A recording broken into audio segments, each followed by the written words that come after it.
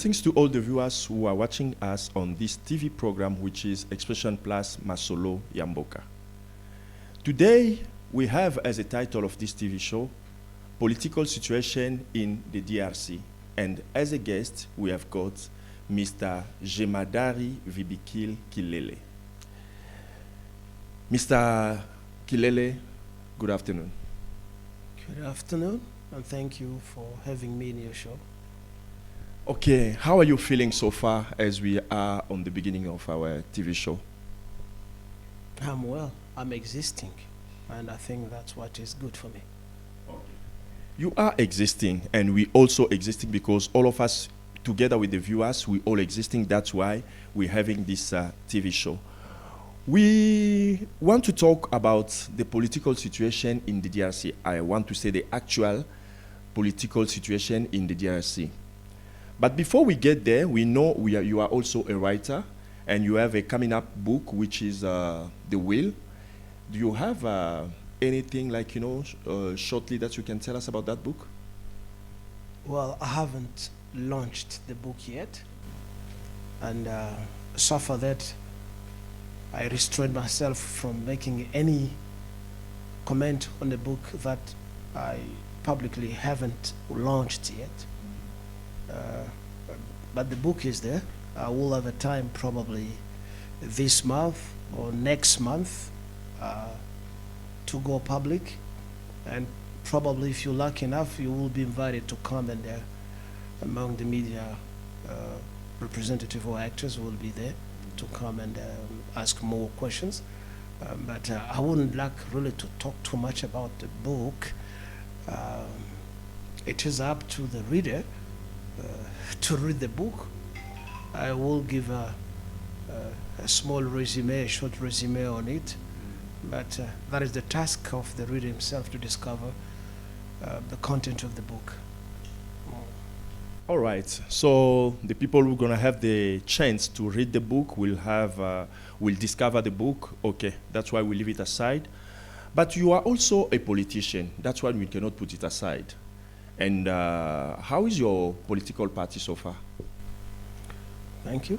To be a politician doesn't necessarily mean to have a political party. You can be an activist politically, or you can be a party member. But as regards my own organization, yes, the political party is there. And we've been working for the moment a little bit silently and not making too much noise as we used to do. It was not noises though.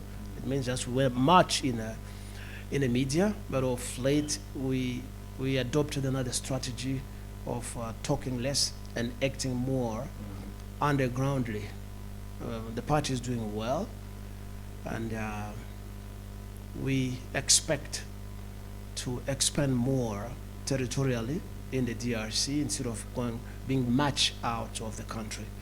So there is a mammoth task waiting for us to engage with different communities in the DRC.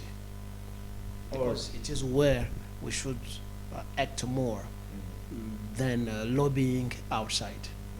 Thank you. Okay, thank you so much for your answer. And before we get deeper, Congolese were expecting to have, as the head of the country, one of theirs. What do you think? Do you think it was a good idea? Because today we have one of ours, but it seems like things are not going well. So what do you think? What's your point of view about the idea that the expectation of the Congolese who wanted to have one of theirs as the head of the country? It is unfortunate for Congo. Since the death of Patrice Lumumba, Joseph Kasavubu, and Laurent Kabila, those, and Mobutu as well, those were the Congolese authentic nationals. The same thing with the current president, who was not elected by the Congolese people. He was imposed by the international mafia, which always envies Congo and its resources. And I understand why Congolese are disappointed by his performance, because he is not accountable to Congo and to Congolese people, because they didn't elect him. Politically, we say he doesn't have any people's mandate to act. He doesn't owe us anything. He owes to the international mafioso, to repeat myself, who put him there, to do their willingness. So he accounts to them and not to Congo. And that justifies the despair of the Congolese people who are disappointed. Brief, it doesn't owe us anything, though he is a Congolese citizen. What do you mean by saying he's not accountable, while we know that the Supreme Court has appointed him there? Let's not talk about elections, because that's when we might not have the proofs enough to prove to the people that he was not elected. But he is there as the president. So whatever happened, if it doesn't work well for the country, he has to be accountable for that. You're talking about the Supreme Court. Congo is utterly occupied, and anyone who becomes a president today has got handlers. He is being handled like an animal. Somebody's on top of him, pulling the ropes like somebody who has mounted a horse, or just an animal in a circus who act according to the gestures of the handler. And that what is happening in Congo. The Supreme Court is nothing. As long as the country's elite is corrupt, all the governmental structures are the same. They are also corrupt. So whichever decision which might have been taken by what you call Supreme Court is just a fiasco, and it's a game. They're not the one who's deciding. Those who are deciding are outside. So it takes probably a sort of uprising of the population themselves to overthrow the country's current regime, to pretend to speak of a Supreme Court which would be put by the people themselves, as it's happened historically in many countries across the world where revolution has taken place. Now in Congo, since the death of the first post-independent elite, there hasn't been any uprising, and we're dealing with a cabal of fake leaders who do not deserve to be where they are currently. So it is just delaying, but what would save the country from the current quagmire would be a people's revolution, as it happened in many countries, to repeat myself. So the current president is nothing, because he knows nothing. He is stupid, he is idiot. He didn't go to school. He didn't finish primary school. The same with his predecessor, the fake Joseph Kabila, who didn't finish primary school, though today they claim, or he claims, of having snatched a PhD degree in political science. It is astonishing, totally amazing to find somebody who didn't finish primary school level jumping to be a PhD holder. It is astonishing. So brief, the current president is uneducated.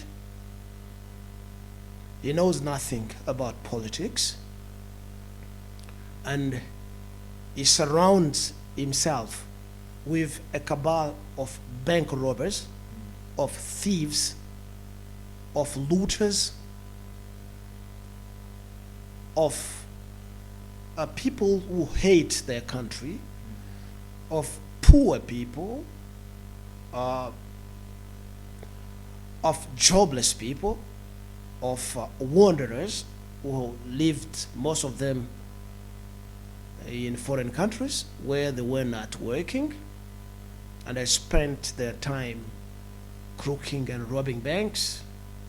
And when their leader got a chance to be appointed, because he was not elected, as I said, being appointed as president, all of them stopped their thieving activities that they were running in the diaspora, joined him to become what we call private advisors, to loot the country, humiliate the country, and to bring it to a standstill where it is currently.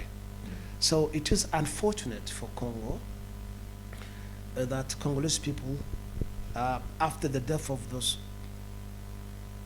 previous forefathers of our independence, Congolese people have never had a word into their politics to choose to elect their own leaders. And the international community mafia has put a strong hand on Congo to steal, loot, massacre people, and to humiliate the country.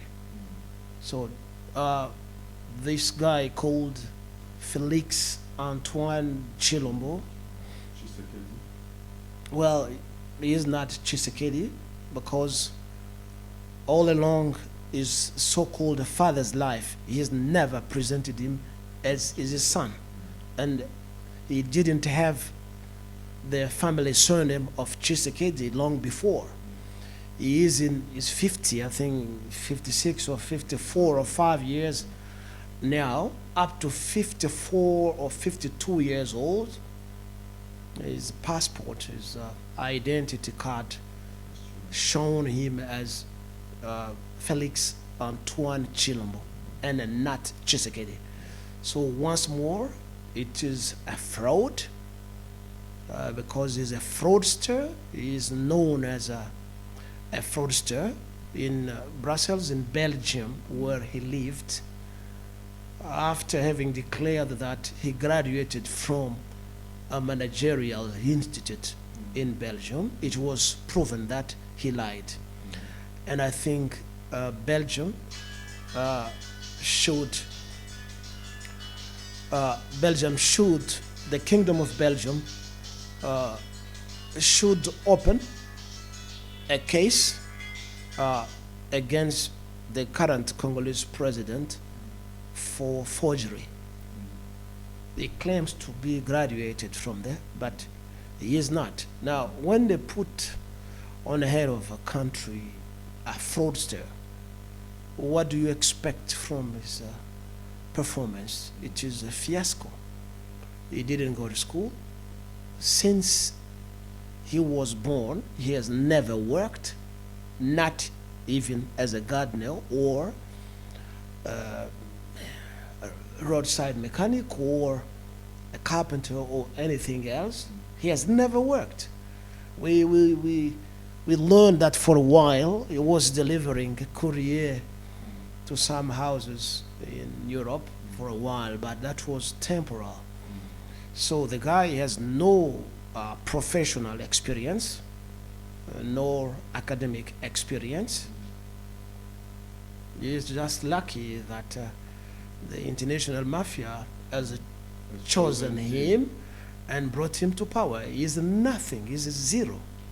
Okay, saying that is nothing is zero, as you're saying, and saying also you never been to the primary school and all that, don't you see yourself insulting your own country? Because the country has a constitution, and you also have the electoral commission are you not, by saying all those things, don't you see yourself insulting your country? Because people around the world will see and will listen to what you're saying, and they will say, okay, you are also one of the Congolese. Why don't you act? Why don't you do something to save your country?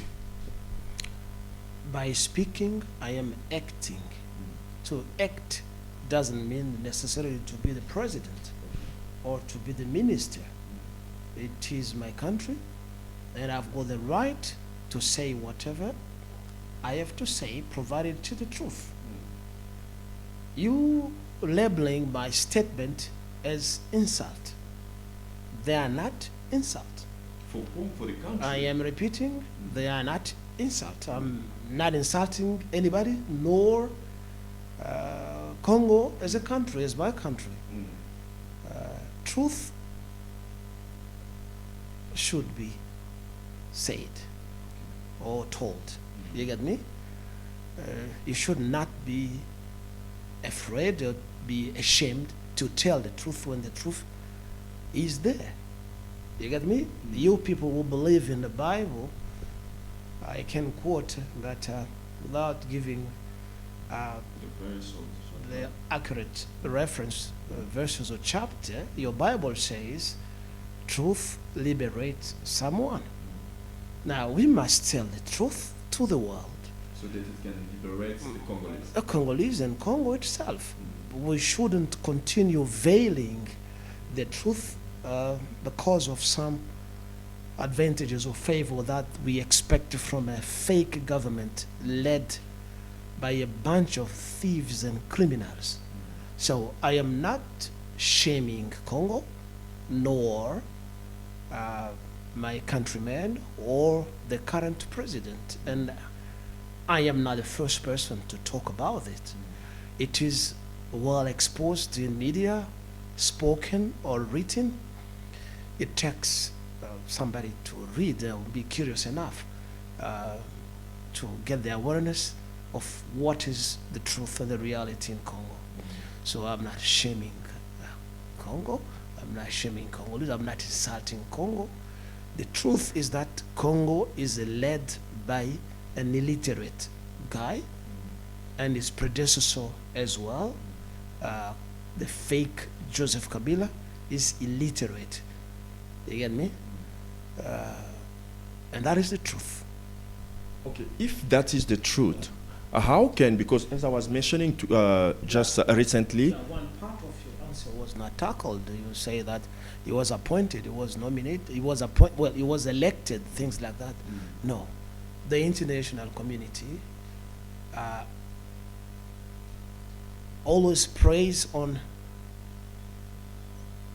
a country where there is a weak leadership, and they would do whatever they want. I give you just an example. In Africa, a country like Algeria, okay, though it is much populated by Arabic descent, but still it is within the African continent. These people engaged the French in the 60s during the independence, the liberation struggle against colonialists. And up to now, France cannot joke with Algeria. Even of late, French people who are masters in lying have been asking Algeria to allow the space so that the aircraft can fly. Algeria said, no, you cannot pass. Had it been in Congo or in other country full of corrupt so-called leaders, they would have given them the permission. Yeah, even get some dollars in the passage as corruption, as bribe, and let them do whatever they want. So when a country has got a strong leadership and patriot or nationalist, means people who love their country and who are ready to die for their country, a foreign country cannot come and check with it, like what is happening in Congo.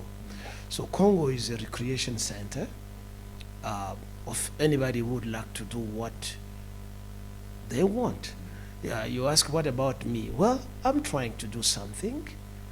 How far will I go? How far the struggle will take us, I don't know, but I've been trying to do something. So I'm bound in duty to contribute towards the liberation of Congo, and will continue to do it up to my last stop of breath. So, do you think, coming back to to your saying, when you're saying like the president never did even the primary school, whether him or the previous one, do you think that something like that for the Congolese people to know about it, is it going to help the country, and is it going to help the country to go somewhere? Because how can somebody who never been to the primary school can become a president in the country where there is a constitution and there is also an electoral commission? Don't quote me wrong. I didn't say that they didn't go to school or to primary school. I said they didn't finish primary school, which means, well, they know how to read and write. They are semi-literate to some extent. The fact of having a constitution in a country is not enough to run a country. You really have to uphold the values, the core values of the Constitution to praise a constitution. A constitution is a list of articles which can be implemented or not. The constitution itself cannot run a country if political activists are not upholding the core values of the constitution. So in Congo, for example, the constitution is like a window dressing. There is nothing. You see? There is nothing. As long as the elite is corrupt and they do not consider themselves accountable to the country, to the people. They are not afraid of the law of the country. They don't respect the laws. Then the constitution in a whole is worthless. So the constitution is nothing. And for your information, the current Congolese constitution is not a genuine constitution written by Congolese themselves. This constitution was drafted in Brussels under the auspices of the Belgian Prime Minister called Louis Michel, and a group of lawyers in Liège who worked on this, and they came to force it onto Congo and Congolese people. Yet for a long time, Congolese had their own constitution which is drafted, which of course still could be amended according to circumstances as time goes on. But that one was thrown in a bin or in a dustbin as you want, or paper bin, and the colonial master who was still there in hiding came and imposed the current constitution. Anyway, the current constitution has got some good points in it. I don't say that it is worse, but as I put it, it is not drafted by Congolese themselves. That is number one. Number two, if Congolese were free, they could have amended it or imposed their own constitution, which was made by genuine Congolese themselves, and the constitution is there. In brief, it is not a constitution which should run the country. It is the people, serious people, patriot people, who run the country. Mr. Kilele, when I mentioned the constitution of the country and the electoral commission, I didn't mean like, the constitution on its shape, but I mean like the constitution has says, the supreme law of the country. Yeah, the supreme law of the country, which says that must be eligible to be the president, must have this and this and this qualification, and must have this level, a certain level of education. That's what I meant by that. Unfortunately, in your question, you didn't detail that, but no problem. Those criterion were there. But those who are in command of the power disregarded that. Okay. I know what you're talking about. The requirement were that somebody must have a university level, whichever domain, not exclusively somebody who studied politics or economy or law, but they say university level, even colleges, okay? It means tertiary level. Yes. I know that. But you and me, as we know it, they disregarded that just to prove to you that there has been corruption. Okay. There has been corruption, and there has been a hidden hand which was pursuing certain goals to put an incompetent and useless person on the head of the government to become a president. They knew that Felix didn't satisfy to all those criteria. They knew that.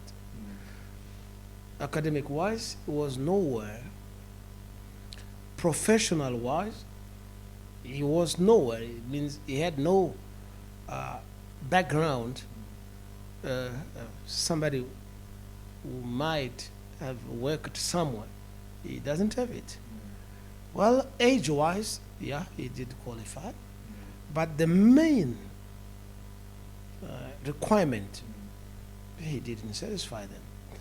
And today, the consequence being today, we have, because of corruption, an incompetent president, an individual on the head of such a huge country, but who is happy with his ego to be a president. He walks on red carpet, he's flying in jet, and all those advantages which are due to a president. He's enjoying all that, but fraudulently. But the problem is that the country is suffering from incompetence, and you add to that tribalism, because the majority of people who are surrounding him as advisors, as ministers, as lawmakers in all the institutions. You spoke about Supreme Court, etc., etc. In most of all those courts, as well as when you go to the bank and many other governmental structures and ministries, out of 10 persons, 8 to 9, without any iota of exaggerations, are from his tribe. So this is tribalism, and those people are earning huge salaries without producing or delivering the services that the country expects from them. So it is a total failure for this guy that you call president, but it is a success for the hidden hand which put him there as a president. He is what they call a Trojan horse. In French, they say le cheval de Troie, a Trojan horse, in which invaders and enemies are hidden. And that is it. He's a Congolese, but he represents nobody except the people who put him in place. So he doesn't, he's not worth anything for us Congolese, and the only thing we can do is to kick him out because he's a traitor him and his so-called government. We must kick them out, arrest them, judge them, and execute them for treason. Not putting them, sending them to jail, but in prison, but executing them. The hidden hand will still intervene to get them released. Should we execute them, we wouldn't be the first country to do it. And constitutionally, and in the law of the country, the death penalty is still maintained, though it is not being implemented. And I don't see anything wrong in the death penalty. And there are some people who claim that countries which practice death penalty are uncivilized. Well, they are what we do respect their opinion. But I think the rule of law in all the sphere of human being behavior and performance should be implemented to advance the country and to give respect to the country. So there's nothing that can change in Congo, frankly speaking, if death penalty is not applied. There's nothing which will be in progress in Congo, because it is a joke. People do whatever they want. Many countries in the world that call themselves civilized and democratic still maintain the death penalty. Take the democracy leader, the US. Many states up to now maintain death penalty, while others have amended the law and they jail people for perpetuity, I mean forever. That depends on them. But there are countries, I mean states in the US, which still execute criminals. And Congo is led by criminals. You told me that I was insulting Congo. Let me use that word. No matter how strong it sounds, but Congo is led by criminals, by thieves and murderers. Congolese, as well as their accomplices from Uganda, Rwanda, Tanzania, Kenya, and many African countries that are looting Congo. They ought to be arrested, judged without the intervention of the so-called international community, which we don't see, which is a mafia international community.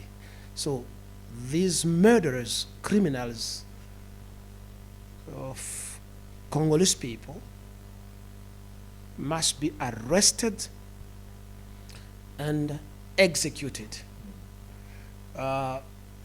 with the respect of the law, which means if anybody is proven innocent, still is entitled to a legal representation, like it is done in those countries where death penalty has been suppressed.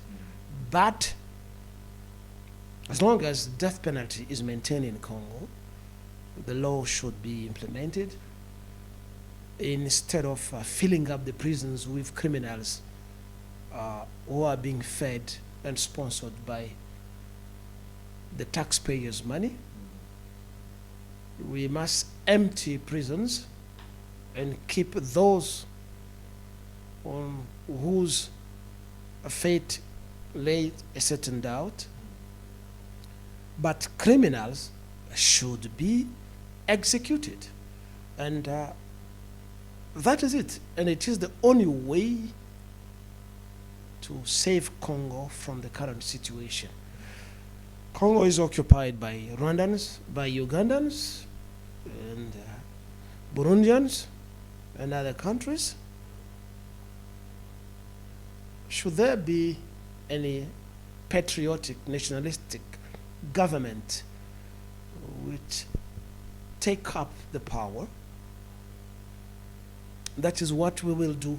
It is our dream to give respect to our country and to ourselves. Okay. And saying that, you have thrown, recently here, you have thrown flowers. I mean, like you have given credit to Algerians. You mean Congolese are weak or powerless? And what can Congolese exactly do so that they can become, they can have some power and have the power to throw any governments or any leader out of power? It's a very good question. We must, I don't want to subtract myself from them. We must organize ourselves militarily. A country without military, without army, is not a country. And that is Congo currently. The conspirators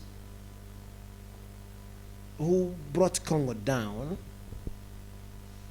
made sure that Congo shouldn't have a strong government that can resist any outsiders, and that can organize the situation in Congo. They made sure that they kill a person like Laurent Kabila. Laurent Kabila, to some extent, was naive when he came first. And then he was stupid at a certain stage. And at another certain stage, he woke up nationalistically to say no to the people who put him in power. He became, to some extent, an unguided missile which rebelled against its launcher. And there they plotted to kill him because they found that he became strong. They killed him. And it has been an alert, a message to those who don't want Congo to be Congo. They said, if we put another one who is like him, we will never control Congo. We would have lost this country. So let us take stooges, let us take idiots and imbeciles, as they say in French, that whom we can handle and control easily. So they went to Tanzania and brought a useless guy called Hippolyte Kajambere Kanambe, and who adopted a fake name and surname of Kabila, Joseph Kabila. But his real name is Hippolyte Kajambere Kanambe. Say this one will not ask any account from us. Is poor, is from a poor country, is nothing. He was side road mechanic. Well, he did some odd jobs, things like that, until he entered the army. Over 1 month, he became general major of a Congolese army. After tripping to China for a month, he became a general. And you know what he did when Rwanda started killing the Hutu in the eastern part of Congo.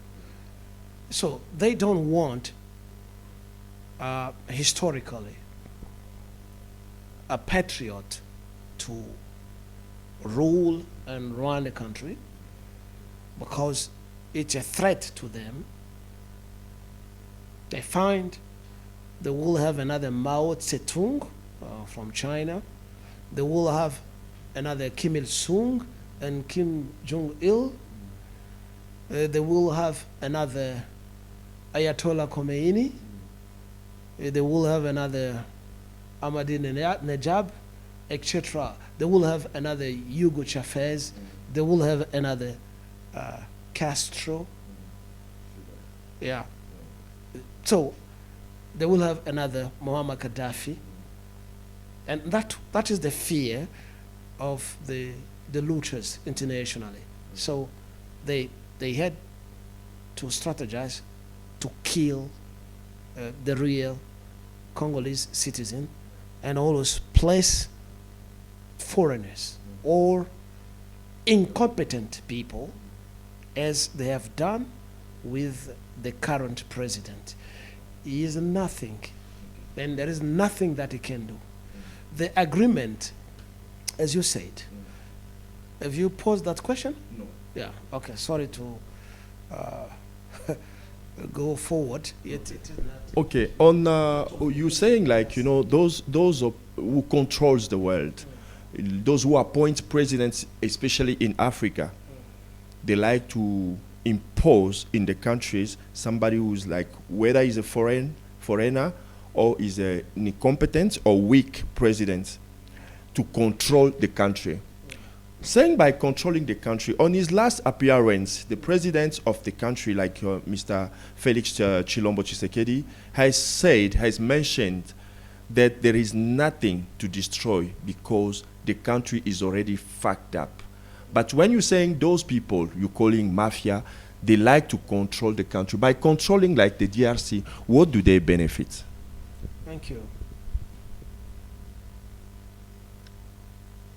To go back to your previous question, you ask whether the Congolese are weak or not. Yes, they are weak. We are weak. You will call it an insult again, but we are weak because we're not succeeding to organize and reorganize ourselves. We are weak, and there's no shame to paint it with the same brush that we are weak. And we waste our time only going to churches and praying. We praying a God who is not helping us. We are weak. Apart from reorganizing us militarily, the Congolese should revolt popularly and uprising, a general uprising, and we have been launching messages to them to strike territorially and to oust these people. Unfortunately, Congolese are used to flattery. They are flattering the occupant instead of kicking them out. Now, you're talking about the statement, the current statement of this so-called president who said that Congo is already destroyed, there is nothing. And what is that, people? Congo is the country of the future. Congo holds the future of the world because of its natural resources.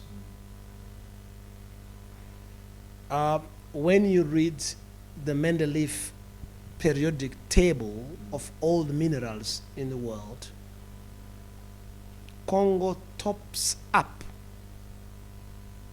all the country. Just an example, if in the world we have 10 minerals, kind of minerals, Congo has got 8 of them on percentage, like, you get me? And the whole world has got the rest. So we lead the world in everything. Because of that, the international community will never leave us alone. It will never leave us alone. It will never let us free. And then they come with strategies. They have to balkanize the country. Congo is too huge. They plan to create 4 or 3 countries out of Congo because it is used. But that is a baseless reason. They're trying to do what they did with Yugoslavia to produce 5, 6 countries, and what they did with Sudan by producing northern and southern Sudan. So this project is in a pipeline where they have been planning to balkanize Congo as well. That is a baseless reason because there are bigger countries than Congo. Algeria is big. Why don't they have the project to balkanize Algeria? Because there is a strong patriotic elite. Nigeria? Right, Nigeria is a small country compared to Congo, but it has got a huge population. Why don't they go to balkanize Nigeria? They tried in those years in the 70s when the French people and the British came or provoked the war of Biafra because of the petrol of Nigerians. But because I remember that time when they bribed a guy called General Ojukwu, but they failed because of the resistance and the patriotism of the Nigerian people, which is not in us Congolese. Call it insult. Congolese are melting spiritually, mentally, because of church. The only thing which is in Congolese is this: a bunch of crooks, Congolese. They are in churches only to pray to crook people. While the country is dying, the God of Israel and Allah of Arab to liberate the country. And they are there, Allah Akbar, Jesus Christ, Jesus is the Lord. Who needs Jesus Christ in Congo? Who needs Allah in Congo? But the Middle East, where these 2 gods come from, is always in ignition with war. I think where they are much needed is in the Middle East. Jesus Christ must pacify the conflict between Jews and Arabs and Israelites. And Arabs the same, must use their Allah instead of coming to torment Congolese and Africans with their prayers. We don't need these 2 gods or Jesus. So Congolese are wasting the time praying instead of uprising to put down an occupation and maintain their sovereignty and the integrity of the country. It is a population which doesn't think twice. And you see them all ride along the road all the time with Bible talking about a bullshit God, okay? And the holy shit of what you call Holy Spirit, a holy shit. Who is this holy shit? It is Holy Spirit. What is his role in liberating Congo and anybody who is suffering? So that is it. So we are weak, and we are trying to revitalize, to revive the dead spirit of the Congolese people. They are religiously caged. They are caged somewhere by the Illuminati who are acting in Congo, and Freemasonries in Congo. For you to be in the government, you must be a Freemason. For you to work, you must be a Freemason. And the Congolese are religiously caged with that Western witchcraft which has imprisoned them. But there is a lack of patriotism, to conclude it, lack of nationalism, and that flame was extinguished at that time of Lumumba, Joseph Kasavubu, as well as Laurent Kabila. Those ones were icons of our independence as well as our patriotism. Unfortunately, they were killed, but we are coming. But we are coming. All right, we're still here on our show, all the viewers, and then we have this question here. I'm gonna ask you two questions. The first one is, what is missing, as you say we are coming, what is missing for us to get there? That's the first one. And the second one is, you were talking about the balkanization. Do you think that's the agreement that Felix, the one you don't want to call Tshisekedi, you say is Chilombo, the agreement that he has signed, that's brought the agreements that's brought in the Congolese soil, the Rwandan and Ugandan armies, as well as the Rwandan police, which even the population was against of. Do you think that it is, we can consider it to be a systematic balkanization? Yeah, it is on the way. It's systematic, and it is just what I said before. The guy is incompetent. The guy is a traitor, and he is not accountable to Congolese people. With a patriot like me, and some other Congolese that I know and others that I do not know of, it can happen. It is because the enemies of the Congo searched deeply and widely, and they landed on such a character who is weak, who is corrupt, who is uneducated, who is a stupid, and who is a traitor. And they took him to make him sign that. What is worth for the so-called Tshisekedi is the prestige to be a president, because he never dreamed one day to be someone in his life. How can you reach 50 years old, etc., 5, 6, without having worked in your life since you were born? All of a sudden, an opportunity is given, you become a president. So there is a reason for him to behave the way he's behaving by signing all those contracts. You get me? There is a reason. But when a patriotic government comes in, we will nullify all those contracts, because he doesn't engage Congolese people, nor Congo as a country.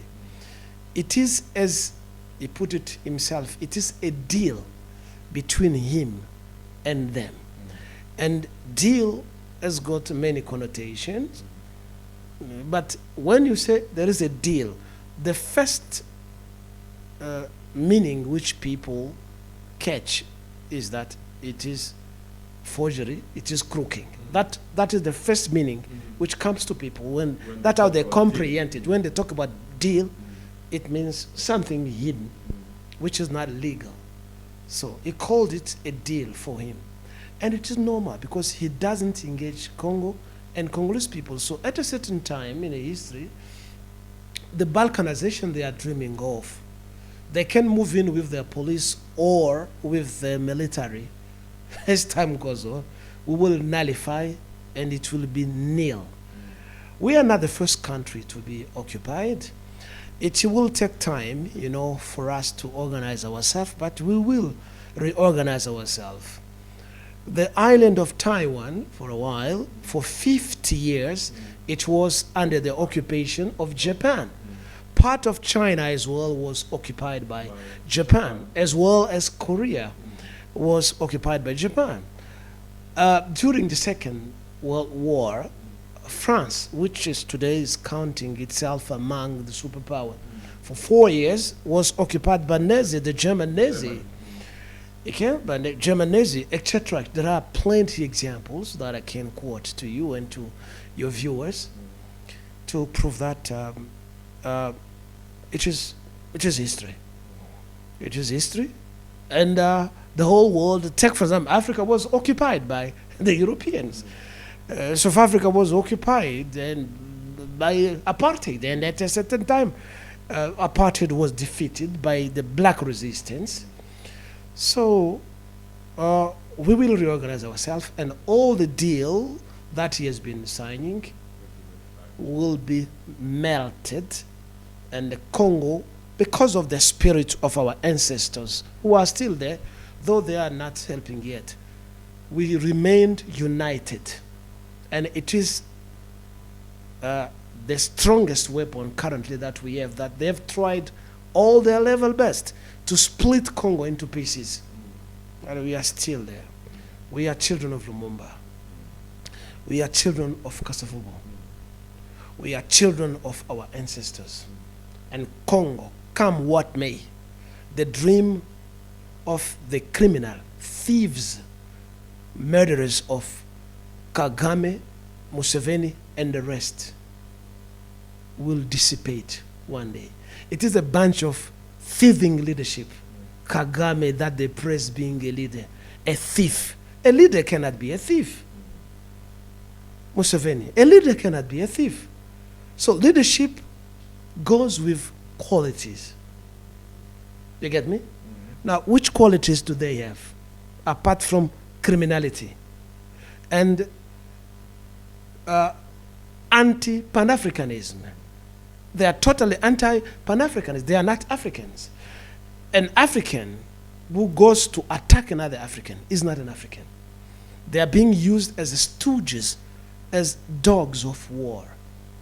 And at a certain time, those who are sending them, when they won't need them anymore, they will inject them with a lethal and a lot of product, and they kill them because they don't need them anymore. It is like a lemon. You slice a lemon when you need juice. You strain the juice. When you've taken all the juice, which means the energy, metaphorically, of a human being, they throw the lemon part somewhere else. And it is what they will do with Museveni as well as with Kagame. Because history has taught us about people like them. What does Rwanda, Burundi, and Uganda have?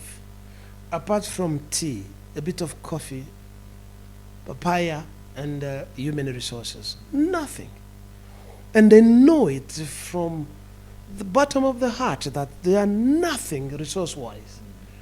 But they cross the border to go and steal and kill their black brothers because some Western powers are sending them, go and depopulate and steal. You will get your commission. As time goes on, they won't need them. Saddam Hussein gave everything to Americans and to the world. They ended up hanging him like a dog on a crane. Mobutu Sese Seko gave them the whole Congo and Angola. It died like a mangy dog outside the country. Now, who is Kagame? Who the fuck is Kagame? Who the fuck is Museveni? They are using them, and as time goes on, it will be over, and it will always be a shame for Africa that Africans are killing one another. It will always be a shame. Kagame is happy. They are praising him. He's happy.